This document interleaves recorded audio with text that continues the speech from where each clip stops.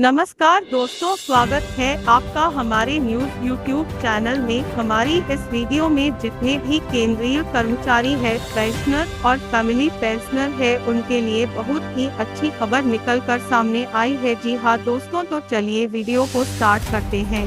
8वां वेतन आयोग कब से लगेगा? पुराने ट्रेंड, एरियर भुगतान और डिमांड की पूरी डिटेल 8वें केंद्रीय वेतन आयोग 8वां CPC के शुरुआत के साथ ही केंद्र सरकार के कर्मचारी और पेंशनर्स उम्मीद कर रहे हैं कि आयोग नवंबर 2025 में टर्म्स ऑफ रेफरेंस QR जारी होने के 18 महीने के भीतर अपनी रिकमेंडेशन रिपोर्ट को पब्लिश करेगा। हालांकि इस बात को लेकर संशय बना हुआ है कि 8वें वेतन आयोग की सिफारिशें 1 जनवरी 2026 से लागू होगी या इसके बाद। All India trade union congress AITUC की मांग है कि पे स्केल्स, वेतनमान, अलाउंसेज, भत्तों, पेंशन और दूसरे बेनिफिट्स में रिवीजन 1 जनवरी 2026 से होना चाहिए, न कि किसी संभावित तारीख से। All India trade union Congress का कहना है कि पे रिवीजन पहले ही देय है। यह बात इकोनॉमिक टाइम्स की एक रिपोर्ट में कही गई है। 8वें वेतन आयोग की सिफारिशें लागू करने के लिए सरकार अगर कोई संभावित तारीख चुनती है तो कर्मचारियों और पेंशनर्स को ठीक ठाक एरियर्स का नुकसान हो सकता है। 7वें वेतन आयोग का समय 31 दिसंबर 2025 को खत्म हो गया। क्या कहते हैं ट्रेंड? पिछली परिस्थितियों में सरकार ने हमेशा पिछले पे कमीशन वेतन आयोग के आखिरी दिन के बाद अगले दिन से एरियर दिए हैं। उदाहरण के लिए अगर हम 6वें वेतन आयोग की एरियर डेट की बात करें तो कमीशन ने अपनी रिपोर्ट मार्च 2008 में सबमिट की, लेकिन कर्मचारियों और पेंशनर्स को 1 जनवरी 2006 से एरियर मिला। पिछले पे कमीशंस की टाइमलाइन। 7वां वेतन आयोग फरवरी 2014 में बना। कमीशन ने नवंबर 2015 में अपनी रिपोर्ट जमा की और यह जून 2016 में लागू हुआ। इसमें कुल करीब 2.5 साल लगे। 7वें वेतन आयोग में जनवरी 2016 से जून 2016 तक की अवधि का एरियर दिया गया। 6वां वेतन आयोग अक्टूबर 2006 में बना। आयोग ने अपनी रिपोर्ट मार्च 2008 में सबमिट की और यह अगस्त 2008 में लागू हुआ। इसमें 40% एरियर का भुगतान 2008 में और 60% का पेमेंट साल 2009 में किया गया। 5वां वेतन आयोग अप्रैल 1994 में बना। पे कमीशन ने अपनी रिपोर्ट जनवरी 1997 में जमा की और यह अक्टूबर 1997 में लागू हुआ।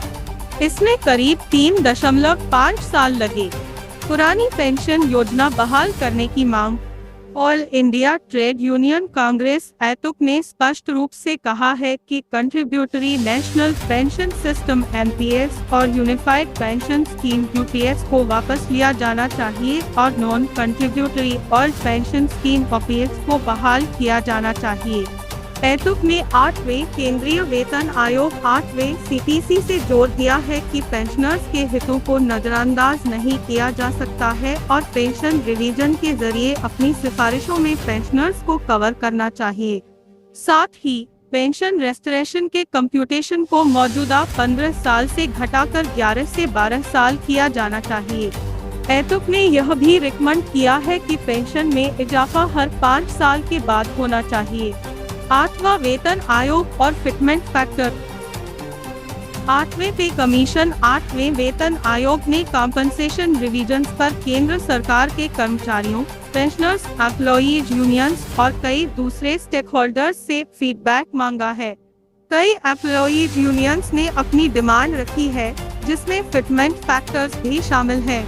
The federation of national postal organisations ने 3.0 से 3.25 की रेंज में फिटमेंट फैक्टर्स रिकमेंड किया है।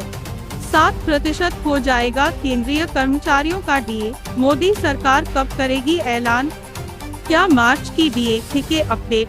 DA का इंतजार कर रहे सरकारी कर्मचारियों को जल्द ही खुशखबरी मिल सकती है। पुराने ट्रेंड्स को अगर देखें तो मार्च के आखिरी सप्ताह या फिर अप्रैल के पहले सप्ताह में केंद्र सरकार की तरफ से डीए का ऐलान हो सकता है। सरकारी कर्मचारी इस ऐलान का बेसब्री से इंतजार कर रहे हैं। बता दें, अगर अगले हफ्ते में इसका ऐलान हो भी जाता है तब की स्थिति में भी पैसा मार्च की सैलरी में नहीं मिलेगा। 7% हो जाएगा डीए। मौजूदा समय में केंद्रीय कर्मचारियों को बेसिक पे का 58% डीए मिलता है। अगर किसी कर्मचारी का बेसिक पे 18,000 रुपए है तो मौजूदा डीए 10,440 रुपए होगा। इस बार 2% डीए सरकारी कर्मचारियों को बढ़ सकता है। महंगाई के आंकड़े और एक्टी इंडेक्स का कैलकुलेशन के आधार पर अगर देखें तो 2% की ही बढ़ोतरी की उम्मीद कर्मचारी कर रहे हैं। अगर ऐसा हुआ तब की स्थिति में सरकारी कर्मचारियों को मिलने वाला डीए बढ़कर 7% हो जाएगा। कब होगा डीए का ऐलान? अगर हम पिछले कुछ साल का ट्रेंड देखें तो होली के समय पर डीए का ऐलान होता आया है। 2025 में 28 मार्च को ऐलान हुआ था।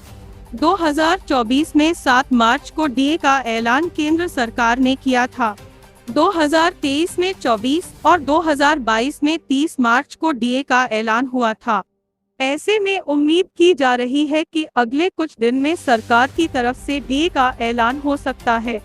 अगर अगले कुछ दिन में भी सरकार की तरफ से डीए का ऐलान होता है तब की स्थिति में भी मार्च की सैलरी और पेंशन में यह जुड़कर नहीं आएगा। पहले कैबिनेट से डीए का अप्रूवल मिलेगा, उसके बाद नोटिस जारी होगा। विभाग उस आधार पर अपना कैलकुलेशन करेंगे, फिर बैंक सैलरी और पेंशन को अपडेट करेंगे। इसके बाद यह प्रोसेस होगा, यानी इस प्रक्रिया के पूरा होने में कुछ समय लगेगा।